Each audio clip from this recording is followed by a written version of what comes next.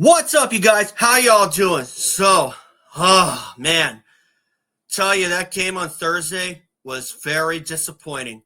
University of Hawaii went to UC Davis, which was probably their best chance at a split on this road trip because the next team that they're playing is UC Irvine.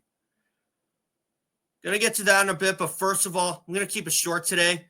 But remember, guys, subscribe if you think that I'm worth listening to.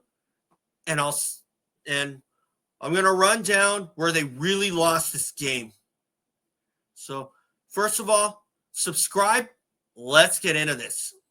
Here comes my banner here. There you go. UH basketball falls at Davis 68-66. This is now 5 losses in a row at UC Davis, dating back to 2021, the COVID season. And I also have an additional tidbit here. Don Robs, the passing of legendary UH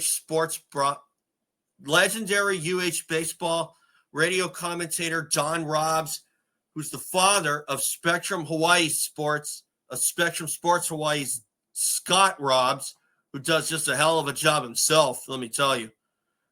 But I'm going to get into that a little bit later. But first off, I'm going to talk about UC Davis. You know, obviously, this is a team that UH has proven that they've got their number at their place. And this game was one of those examples. The University of Hawaii, they started out okay. They started with a 3 from Kody Williams. And neither team really shot that great in the first half. But unfortunately, at the very end, Leo DeBrule of UC Davis would make a layup at the buzzer to give Davis a 1-possession lead at intermission. But still, UH was able to find a way to keep pace with UC Davis, which was step 1. Step 2 was to get the lead and keep it. And step 3 was to finish out strong. And I'm going to say that they did 2 of those steps correctly and choked on the 3rd. But still, they tried hard. I'm going to give them that for sure. But still, the fact remains, where UH really lost this game came in the closing stretches, because with a little under 9 minutes to go, Tanner Christensen made a dunk to put UH up in front by 4. And that was their biggest lead. UC Davis's biggest lead was 8. And Harry Rouhliadeff had 21, a career high. And only 3 other guys cracked double digits for UH. And Tanner Christensen, 11. Kody Williams and Ryan Rapp, both with 10. And UC Davis, they were led by none other than T.Y. Johnson. It was rumored that T.Y. Johnson had entered the transfer portal in the offseason, but he withdrew his name from the portal and stayed at UC Davis. And Pablo Tamba came through, and he took me by surprise because Tamba was not really on my radar. I thought that they had recruited another guy, Davis I'm talking about, who scores just as good as Elijah Pepper does, and even former player Ezra Mannion, and then he went off to Vanderbilt after the 23 season, or the 21-22 season, rather. And, but this was overall a disappointing game to be a part of for sure. Let me tell you. UH had to really fight and claw back in. They were able to start out the second half on an early 17-4 run or 17-7 run. But unfortunately, UH, once they got in front, they had trouble trying to attain that lead. And as a result, University of Hawaii was not able to pull out more than a 5-point lead. But still, where they really went wrong, in my opinion, where things really went wrong, in my opinion, I should say, was after that Tanner Christensen dunk. And I know I sound like a real broken record with these scoring droughts that UH goes through, but I have to say this again. They went scoreless for over 5 minutes, and Davis just pulled away. And then UH had to find a way to get back in contention. And fortunately, they were able to make their free throws, but in terms of scoring field goals, they didn't do that. All they got was a Marcus Green triple with about 2 minutes and 22 seconds to go. And then in the final 7.5 seconds, UH has 2 chances to send it to overtime. And Marcus Green and Tanner Christensen miss both of their chances, and UH walks away the losers. I could not believe it, and I really felt for them because that was a game that had overtime on a silver platter, because it seemed to me that when UH got back in the game and had tied it up by that Green triple, they had them right where they wanted them, and they just could not score on the final possession, which was a real bummer. Now, obviously, the fact that UH had 13 turnovers as opposed to Davis's 5, I think that was something. Obviously, that is one area to clean up, but I think if they came away the winners, you'd be more than willing to overlook something like that. Because for UH, they found a way to catch Davis with their pants down. And after T.Y. Johnson went 1 of 2 at the free throw line, but they committed a turnover in the waning moments. They did the right thing by fouling Johnson. And just the fact that it just did not work out for them was really, really disappointing. But you know what? Like everyone else, we're moving on. I am not really feeling good about UC Irvine because we have not beat them at their place since 2018. Now, I know I talked about that before, where UH really got their bacon saved by free throws and making only 3 field goals in the second half. But UH really needs to come out of the gate strong like they did in the second half and not subject themselves to a really long scoring drought. And really, if they're up by a considerable margin, I'd be willing to give them a pass on that. But because it ends up in a 1-possession loss, this is something that is just not going to go overlooked.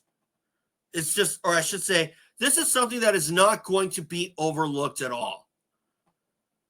And I really feel for them. I really hope that they can take that as just venting all that anger and taking it out on UC Irvine. And they really need to do that if they want to come away with this win. Because when you look at the Wahine basketball team, they've lost their fair share of players like Deja Phillips to personal reasons. Jackie Davis, retirement. Kelsey Imai and Jovi Lefotu got hurt earlier, but both of them came back in Lefotu and Imai. And yet somehow the Wahine basketball team has won their last 6 games. And I'm wondering why why the men's basketball team can't do the same thing. But I think that it's just really an execution thing. But again, this is just my opinion. I really feel that UH men's basketball has to execute and go in with absolutely zero conscience. Okay? And they did that against Davis. Just that those final 7.5 seconds really kicked their butt for sure. And if they can avoid these scoring droughts, they'll be in much better shape. Okay? So that's that for Davis. And before I go, I also just want to send out my condolences to the Robbs family, Scott Robbs and his family, his father, Don Robbs, a famous name. And if you grew up watching or listening to UH baseball on the radio, there's absolutely 0% chance you didn't know about Don Robs. Unfortunately, I'm not really a baseball fan, especially UH, but I do watch the softball games, and I'll be honest, I never really cared too much for softball until I attended the games towards the end of 2022 of the spring 2022 season when I covered the final 6 games for Kaleo, but I never covered a baseball game at all. So obviously I didn't really know who Don Robs was, but they renamed the press box the Don Robs Jim Leahy press box. But still, that right there is enough proof in my mind that Don Robs was freaking good at what he did, just like Robert Kekala. When he anchored when he anchored KITV4 Sports for over 30 years, then went to regular news and then took a job behind the scenes as the managing editor. And unfortunately, Robert Kekala passed away unexpectedly in 2021 at only 56 years old. But Don Robs was 88 years old. That's the same age as one of my pops, as one of my grandpas who passed away at 88 years old. And, but still, the UH sports community lost another great one. I talked about Jim Leahy before.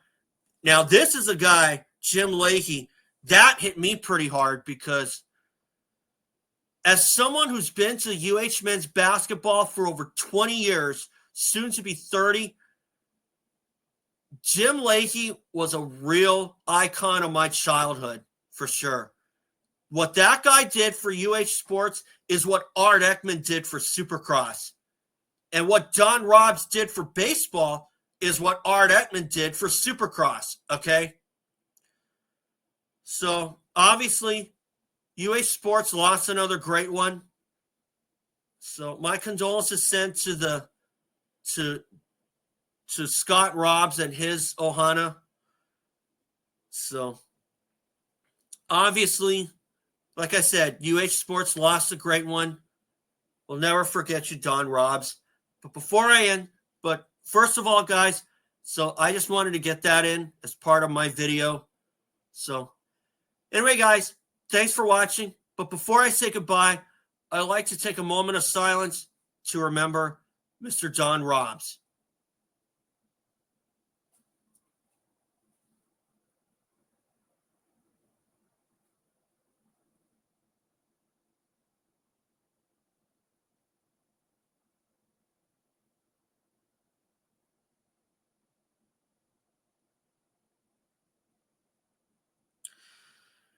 And that's going to do.